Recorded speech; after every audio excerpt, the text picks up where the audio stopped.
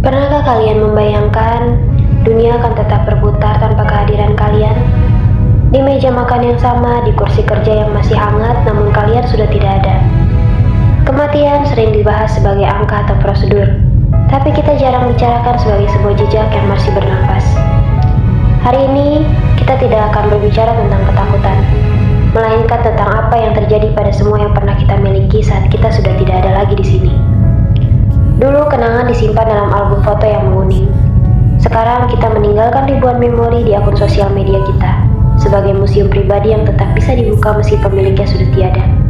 Ada sesuatu yang mengharuskan kita melihat notifikasi ulang tahun seseorang yang berpulang, seolah teknologi sedang melawan takdir, berusaha menjaga mereka tetap hidup, meski hanya lewat deretan kode digital.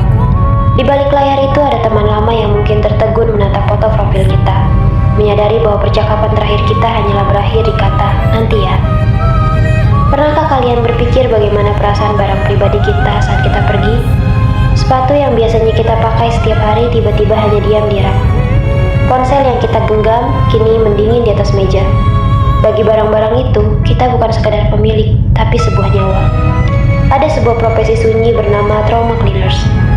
Mereka bukan sekedar tukang bersih-bersih. Mereka adalah saksi mata dari bab terakhir hidup seseorang. Saat mereka membereskan sisa kehidupan, mereka melihat segelas kopi yang belum habis atau buku yang halamannya baru terlipat setengah. Di sana kita belajar barang-barang kita akan segera berpindah tangan. Ada yang disimpan sebagai jimat rindu oleh ibu kita, ada yang diberikan ke orang asing, dan ada yang berakhir di tempat sampah. Seolah seluruh identitas yang kita bangun bertahun-tahun luruh begitu saja. Bagi orang tua kita, kematian adalah sebuah buku yang kehilangan bab akhirnya. Bagi saudara kita hanyalah kepingan masa kecil yang hilang. Dan bagi rekan kerja, mungkin kita hanya sebuah kursi kosong yang sebulan akan diisi oleh orang baru. Dan impian kita, impian-impian yang sering kita tunda, rencana liburan, bisnis impian, atau kata maaf yang belum terucap.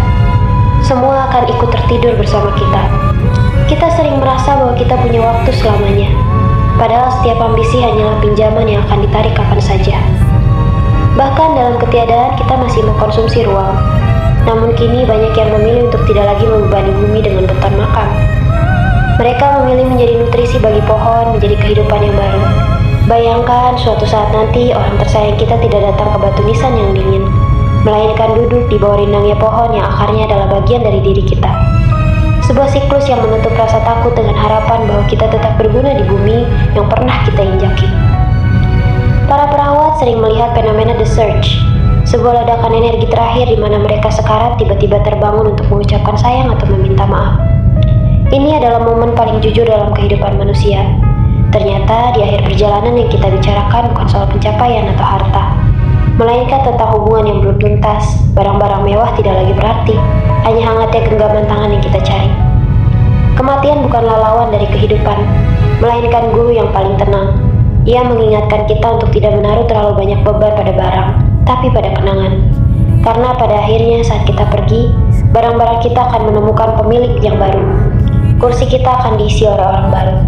Namun kehangatan yang kita tinggalkan di hati manusia, orang tua, teman, atau saudara adalah satu-satunya hal yang tidak akan pernah bisa dibuang ke tempat sampah.